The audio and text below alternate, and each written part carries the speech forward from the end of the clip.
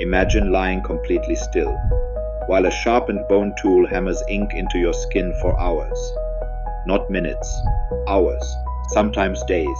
No anesthesia, no machines. Only the rhythmic sound of a wooden mallet striking bone. Tap, tap, tap. For ancient Polynesians, tattoos were not decoration.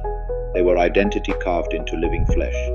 Across the islands of the Pacific, from Samoa and Tahiti to Hawaii and New Zealand, tattooing was known as tatau. But this was far more than body art. Every symbol recorded a person's family lineage, achievements, social rank, and spiritual protection. Your body became a living document, a story written not with words, but with ink and pain. Before we go deeper, a quick moment. I can see thousands of you watching these videos, and I truly appreciate it. But only about 1% of viewers have subscribed.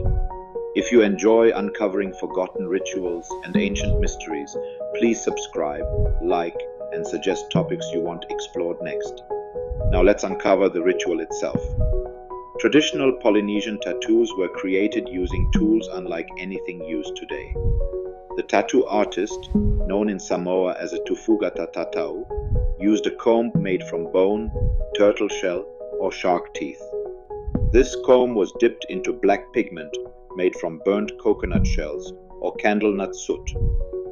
Then the ritual began. The artist would place the comb on the skin and strike it with a small wooden mallet. Each strike forced pigment into the skin.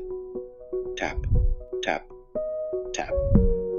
The sound echoed through the village like a drumbeat. Entire communities often gathered to witness the ritual. Family members would sing, pray, or chant as the tattoo was carved into the initiate's body. Pain was not avoided. It was expected. Because endurance proved something important. Strength, discipline, and readiness for adulthood. In Samoa, receiving the full male tattoo known as the pe'a was considered one of the greatest tests of courage. The tattoo stretched from the waist down to the knees. Completing it could take weeks of repeated sessions. Stopping halfway brought shame. In fact, those who quit were sometimes given a humiliating nickname that translated to something close to the unfinished one. But those who completed the ritual were celebrated.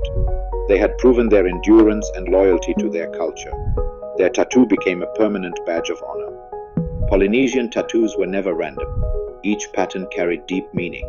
Shark teeth represented protection, power, and adaptability. Ocean waves symbolized the journey of life and connection to ancestral spirits. Spears and arrowheads represented warriors, courage, and defense of the tribe. Turtles symbolized longevity, fertility, and harmony. These elements were carefully combined into complex geometric patterns, and no two tattoos were exactly the same, because each tattoo told a different life story. The body itself became a map of a person's identity, but these sacred traditions nearly disappeared. When European missionaries arrived in the Pacific during the 18th and 19th centuries, they viewed tattooing as barbaric. In many places, tattoo rituals were banned. Entire generations grew up without learning the ancient art. But the story didn't end there. In the late 20th century, Polynesian communities began reclaiming their traditions. Tattoo artists revived ancient techniques. Cultural pride returned. Today, traditional Polynesian tattooing is once again seen as a powerful expression of identity, heritage, and resistance. So the next time you see a Polynesian tattoo, remember this. You're not just looking at body art. You are looking at a language, a history, a spiritual identity carved into living skin. A tradition that survived centuries of suppression and still speaks today. If stories like this fascinate you, follow Sri Unplugged for more hidden rituals, lost civilizations, and ancient mysteries. And tell me in the comments, would you endure a ritual like this?